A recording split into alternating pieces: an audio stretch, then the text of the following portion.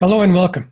I'm Al Barrows, and this is UFO Disclosure, the podcast that's meant to show an average person's reaction to all the UFO, UAP news from everywhere and anywhere.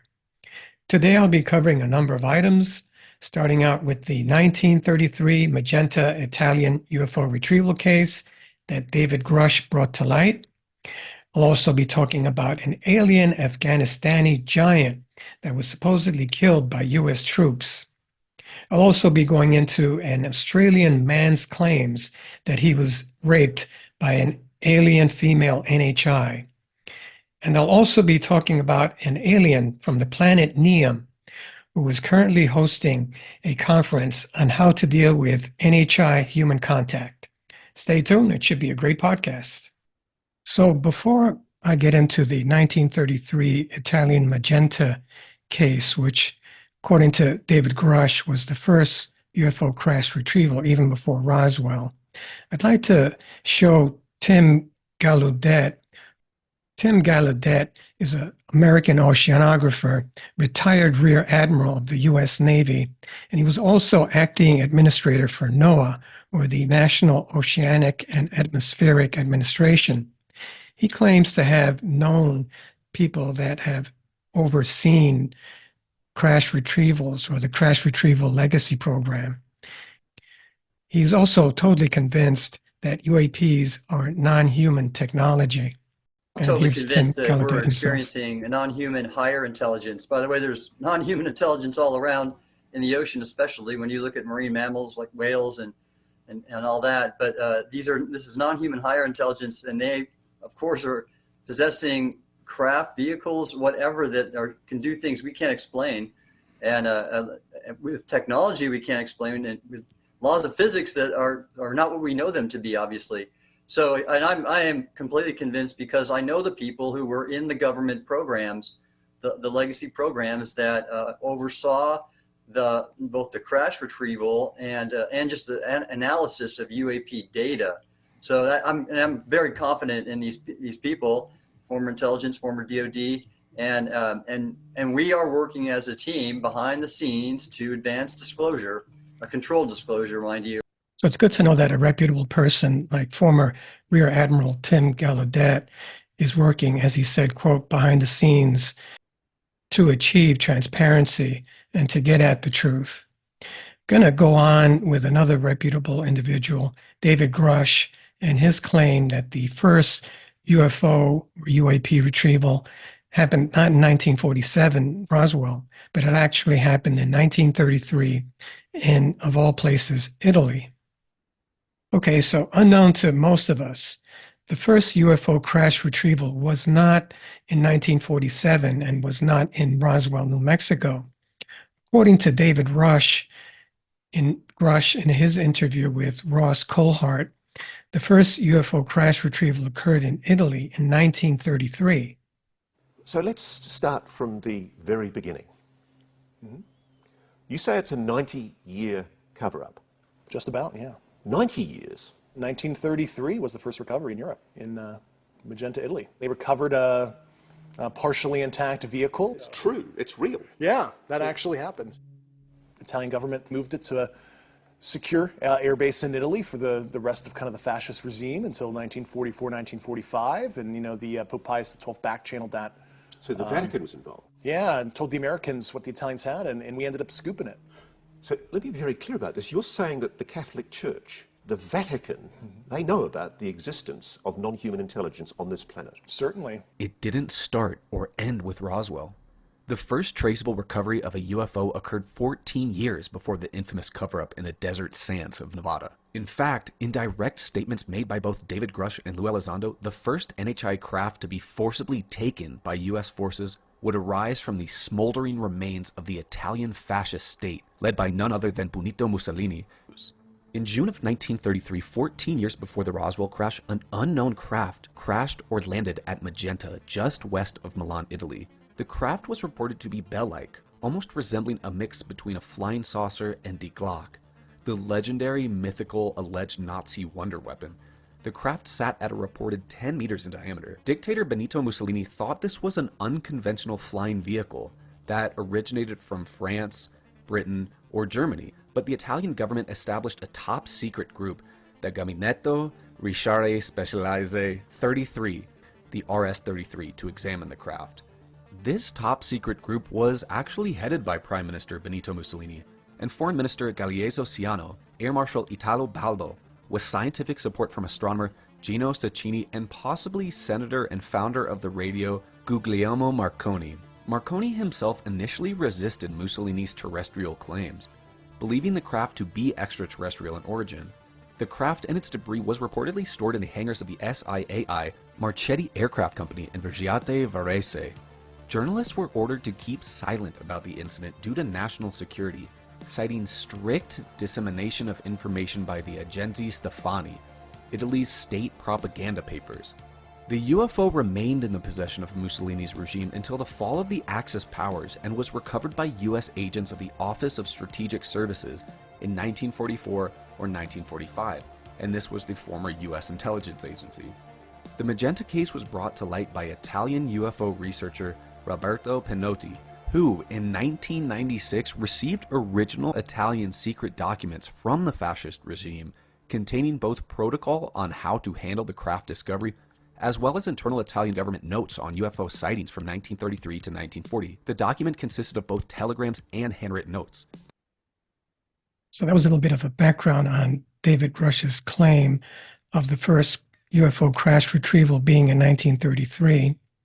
That craft was brought to the United States by intelligence forces in 1944 to 1945. And it was interesting that the Vatican knew about this, which I guess accounts for the fact that they're so forward-thinking in terms of their theology these days. And all this happened during World War II. It was a bell-like saucer, sort of like the Nazi Glock. Mussolini originally thought it was some sort of a terrestrial experimental craft. But Marconi, the inventor of the radio, knew better. He said that it was extraterrestrial.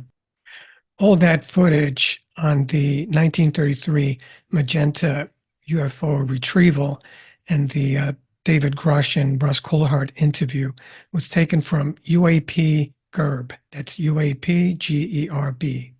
Thanks very much for that footage, UAP GERB. I'd like to move on now and talk about the alleged alien giant that was shot by U.S. troops. So this is taken from How and Wise, and the article is by Vicky Verma. The story is entitled Story of 13-Foot Tall Red-Haired Kandahar Giant Allegedly Killed by U.S. Soldiers in Afghanistan. I'm going to be reading right from Vicky Verma's article. Many cultures have stories about giant, scary creatures. In many ancient manuscripts, these creatures are depicted to be like human, but with enormous body sizes that can do strange things. Some people wonder if these stories are true. They think those creatures were possibly real, and some people could have seen them. There have been stories from different places about giant humanoids walking around. There are accounts of soldiers who claim to have encountered high strangeness in Afghanistan while serving in the military. In the 1980s, many people were anxious about the possibility of a big war involving nuclear weapons. This was because of such events as the Iran-Iraq War and the Soviet Union taking control of Afghanistan. People felt like the end of the world might happen soon. During this time, there were stories about a huge person living in a faraway place called Kandahar. A man named Stephen Quayle talked about this story on a popular American radio show called Coast to Coast in 2002. He had been studying ancient civilizations, giant mythical creatures, UFOs, and biological warfare for some time. According to Quayle, the U.S. government kept this story secret for many years. It all started when some American soldiers went missing during a mission in Afghanistan. They tried calling them on the radio, but got no response. So a special operations task force was sent to find the missing soldiers. They thought maybe the missing soldiers had been captured or killed. When they got to the place where the missing soldiers were supposed to be, they found a big cave. Outside the cave, they found the missing soldiers' belongings, like their weapons and equipment. The story gained widespread recognition in 2016 after YouTuber L.A. Mazzulli. And if you guys have a visual, there's a picture of L.A. Mazzulli here. L.A. Mazzulli shared now a deleted lengthy interview with military personnel known as, quote, Mr. K, who claimed to be one of the eyewitnesses of the incident. Marzulli shared his version that the giant was a Nephilim, one of the creatures described in the Bible, the book of Genesis, as offsprings of angels and human women who inhabited Canaan at the time of the Israelite conquest. About that. During the interview, Mr. K stated that he had witnessed the killing of a giant and strange creature, which he referred to as the Kandahar Giant. He claimed the giant was shot, but did not provide any details on the location of the alleged incident, other than to say it was a, quote, remote location in Afghanistan in 2002. He noted he and others were sent in to look for a missing patrol when they saw a scarlet-haired giant emerge from a cave and skewer his friend, whom he called Dan, with a large blade. According to Mr. K, the Kandahar Giant was 13 feet tall, wow, had red hair that looked like fire, 6 fingers on each hand, and 2 sets of teeth. It wore leather shoes and smelled bad, like dead bodies. It suddenly came out of a cave and stabbed one of the soldiers with a spear. Then the soldiers started shooting at it until it fell. They used powerful guns like M1 carbines, recon carbines, and M107 Barrett rifles. These guns could cause a lot of damage even in a short time. After the soldiers defeated the giant, they put it onto a big helicopter called a Chinook. The helicopter took it to a plane for moving things.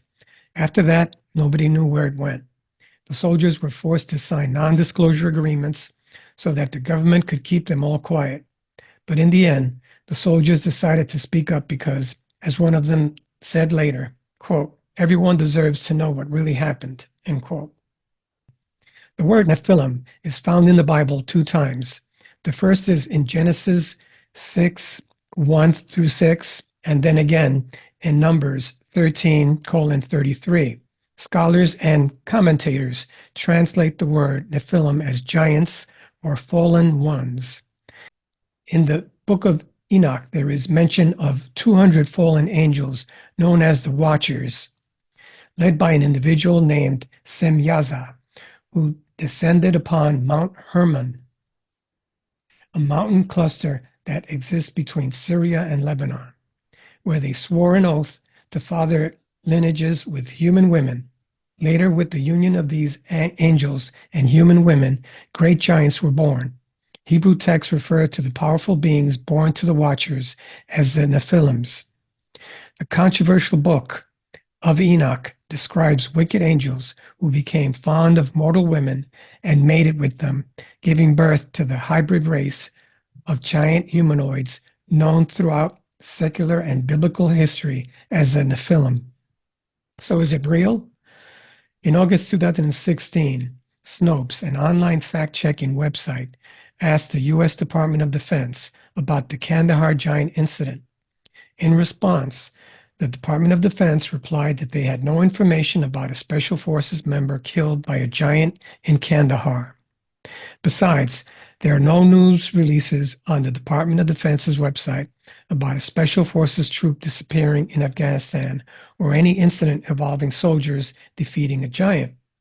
Well, that's not surprising. However, just because there is no evidence, it does not mean the Kandahar Giant myth is not believed. Some people in cryptid communities think the government is hiding the truth about it. At around the same time, the Snopes article said the story was not true. L.A. Mazzulli told several right-wing websites that the United States government was covering up this spectacular story. He said the people in charge want to keep the truth from the Bible hidden. He claimed, quote, people have a right to know about this incident. If there are 15 or 18 footers roaming the earth and our military has brought them down, we have a right as American citizens to know about it. I mean, this isn't classified military stuff. This is something we need to know, and it points back to the biblical prophetic narrative. Interestingly, the person named Dan, who died in Kandahar around the time of this supposed event in 2002, was Sergeant First Class Dan A. Romero. He died in a bomb explosion with 3 other soldiers. Despite strong evidence against it, the story of the Kandahar Giant is still believed by some soldiers who were in Kandahar in 2002. Many veterans who served in that area say they were told to aim their guns high towards the head and a bit higher after that incident. So is the Kandahar Giant myth true? They seem to have debunked it in this article, saying that Dan Romero was actually killed in action, but it could have been another Dan. Just thought I'd throw that out there because it's a long-standing report about a giant in Kandahar that they killed. I'd like to move on with a totally unrelated report about a man in Australia who claims to have been raped by an NHI. So this is the story of Peter Curry, an Australian man who claims to have been raped by a NHI. Had read this years ago and thought that it was noteworthy. It's controversial and also unique because there was actual biological evidence left behind. I'd like to go over this and see what you guys think. This is taken from an article by Paul Balmer, and the title of it is Real Alien Hair, the Peter Curry UFO Encounter. If you guys have a visual on this, his picture is on the left, and the supposed NHI, there's a graphic on the right of her. I'm going to begin the article now. In the annals of ufology, few stories are as intriguing and controversial as that of Peter Curry, an Australian man who claimed to have had an extraordinary encounter with unidentified entities. His story, which combines elements of the unexplained, extraterrestrial intervention, and the quest for truth, has become a focal point for discussions on the nature of UFO encounters and the possibility of alien contact. This article delves into the details of Curry's encounter, the investigation that followed, and the ongoing debate it has sparked in both the scientific and UFO communities. Okay, so the scientific community got involved in this. Okay, so this is the actual encounter. The narrative begins on July the 23rd, 1992, in Sydney, Australia, when Peter Curry had an experience that would forever alter the course of his life. Curry reported that he found himself in the presence of 2 humanoid figures, with one of them trying to straddle him, which he described as female. These beings were unlike any humans he had seen before, possessing distinctive features that led him to believe they were not of this world. The encounter was brief and bewildering, leaving Curry with little more than fragmented memories and a profound sense of bewilderment. However, it was the physical evidence purportedly left behind that transformed this case from a curious anecdote into a subject of serious investigation. Curry claimed to have found unusual strands of hair wrapped around his penis, which he had no explanation for. This physical evidence became a crucial piece of the puzzle, offering tangible clues to an otherwise intangible experience. The actual investigation.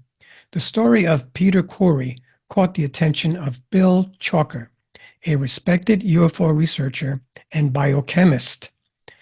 Recognizing the potential significance of the physical evidence, Chalker undertook a comprehensive analysis of the hair samples. The results were astonishing. The hair did not match any known human or animal source. Even more intriguing was the discovery of a rare genetic marker in the mitochondrial DNA of the hair, suggesting a link to a small population in a remote region of the world. This doesn't make sense because these people that have this rare genetic marker have black hair, but the hair was blonde. This bizarre result also opens up doors for the theory of genetic engineering in early humans. This genetic anomaly raised more questions than it answered, propelling the Corey case into the spotlight of UFO research. Skeptics and supporters alike debated the implications of the findings, with some suggesting the possibility of an extraterrestrial origin, while others pointed to more terrestrial explanation, including the potential for an elaborate hoax or a misinterpretation of the evidence. The debate continues till today. The Peter Corey story remains a subject of fascination and controversy within the UFO community. For some, it represents compelling evidence of alien contact and the complex interactions between humans and extraterrestrial beings.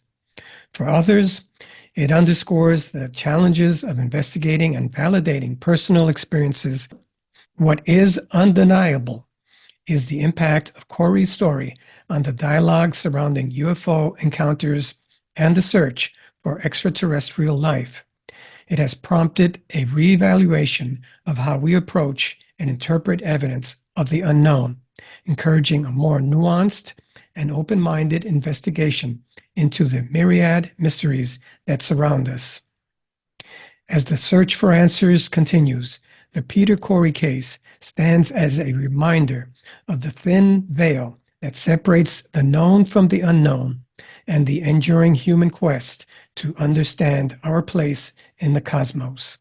Whether viewed as a curious footnote in the history of UFO encounters or as a pivotal chapter in the ongoing story of extraterrestrial interaction, Corey's experience remains a compelling tale of mystery, investigation, and the unceasing pursuit of truth. I thought that was worth reading. It's interesting. There's some sex involved in it, which always makes the story a bit more spicy. And it hasn't definitively been debunked yet. So I'd like to go on now with the story about an alien from the planet Neum who is hosting a conference about how we should be interacting with NHIs and how first contact should be made. Okay, so I found this on the Irish Star online newspaper, and it's about someone from the planet of Neum having a conference. As I said, it's an article from the Irish Star, and it's by Lee McManus and John O'Sullivan. And the title of the article, it's a very brief article. It's called The Alien or Alien from Planet Neum Hosts UFO Conference as Thousands Flock to Prepare for ET. And I'm reading this because it's international, it's in Europe, and it's attracted thousands of people. So it's noteworthy. This is the actual flyer that they put out. And the article reads, UFO enthusiasts have gathered in an unexpected city in France, following claims by a conspiracy theorist that he regularly meets aliens. Okay, so this person claims that he not only has met aliens, but he meets them on a regular basis. Moving on, thousands of people traveled to the quiet city of Limoges, and that's spelled Limoges, excuse me if I'm pronouncing that incorrectly, for a 3-day event aimed at preparing humans for extraterrestrial visits. So thousands of people traveled to the quiet city of Limoges for a 3-day event aimed at preparing humans for extraterrestrial visits. So this is all meant to prepare mankind for upcoming disclosure and upcoming contact with ETs. So this person is pretty sure disclosure is going to happen. On March 18th, French media showed hundreds, maybe even thousands of people filling a field just off a motorway in the city, which is usually known for its porcelain industry and basketball. Okay, so they're not really known for their UAP activity. People came from all over to attend the symposium Exovision, with some paying as much as $160 to hear talks about, quote, encounters with celestials in altered states of consciousness. So I guess these are the altered dimension type of aliens. It sounds like a money-making scheme, though. You know, he's charging $160 a head. Not that we don't do the same here in this country. I'm going to move on with the article. The media was not allowed at the event, and that's kind of suspicious right there. But 2 local reporters managed to get in. They reported that Jean-Michel Raux, that's R-A-U-X, the general director of the group Alliances Celestis, claimed he often meets with aliens. How about that? He often meets with aliens. He also reportedly said that he can attract extraterrestrials to specific places on Earth that he has seen UFOs land. So Rahu claimed he is from the planet Niam, N-I-A-M, and showed a set of blurry black and white photos as evidence of alien life. I don't have the pictures here in this article. The event was organized by a group called Alliances Celestis, or Celestial Alliances, who describe themselves as an NGO. Their aim is to help people let go of their misconceptions about alien life and prepare us for encounters. Well, that's very good of them. They should do that for less money or for free, maybe, if they're so benevolent and wanting to help us. The event's website states, quote, "The mission of this citizen delegation is to accompany humanity in this process in order to properly inform and reduce the fear and stress that this type of encounter can generate." Before the 3-day conference, some people were worried it might turn into a, quote, unquote, wacky people will be arriving from all over France and Europe to give Limoges a strange image. These movements will include conspiracy theorists and flat earthers. It's a breeding ground for extremism, end quote. Thierry Miguel, who helps run things in Limoges, told the local paper, Popular du Centre, quote, "I was flabbergasted to hear that such an event was taking place in Limoges." He said he thinks it's not good because odd folks from all over France and Europe will come and give Limoges a weird reputation. He said he thinks it's not good because old folks from all over France and Europe will come and give Limoges a weird reputation. He worries about conspiracy believers and people who think the earth is flat coming to the city. On X, he wrote, quote, "I don't want Limoges to be the laughingstock of the world. We need science and reason, not conspiracy theories." Okay. So that was from the Irish, this was taken from the Irish Star, and it was written by Lee McManus and John O'Sullivan. Just wondering what some of the comments were at the bottom. This first one is by April, and she says that she feels compelled to say that I believe aliens are definitely fallen angels, and you shouldn't believe anything that comes from them. Another comment by Antoine Cambino says, if government is announcing this, it's a distraction. Since when does the government give us accurate information? So I thought that was noteworthy that that's happening right now in Europe. Europe doesn't get too many conferences on alien activity. And this happened in France, in Limoges, France, a town that's not known for UAP activity or UAP conferences. It's interesting that a place like that would be a place where a conference would take place on meeting with aliens or how first contact or contact with aliens should go about. You would think that something like that would take place maybe in the United States or perhaps someplace a little bit more well known for its UAP reputation or being a little bit more knowledgeable on UAP affairs. I hope you guys enjoyed the potpourri of reports that I included in this podcast. I thought that the Magenta 1933 case was significant since David Grusch did bring it up and he made a point of it as being the first ever UFO retrieval to take place. And the Kandahar Giant case is a report that's been lingering and possibly has been debunked, but a lot of people still believe in that.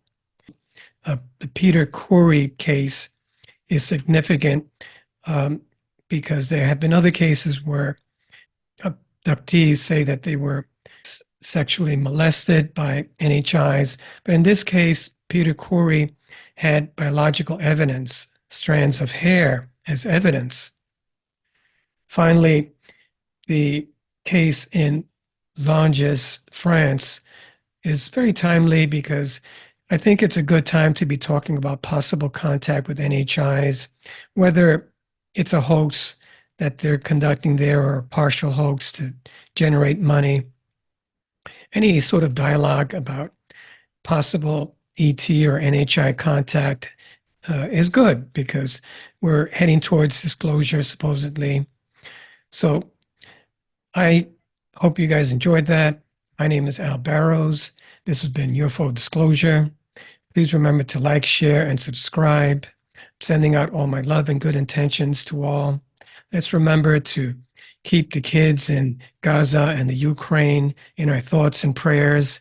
They need a shield of protection. They're lonely and afraid. Thank you all. Thank you for listening to my podcast.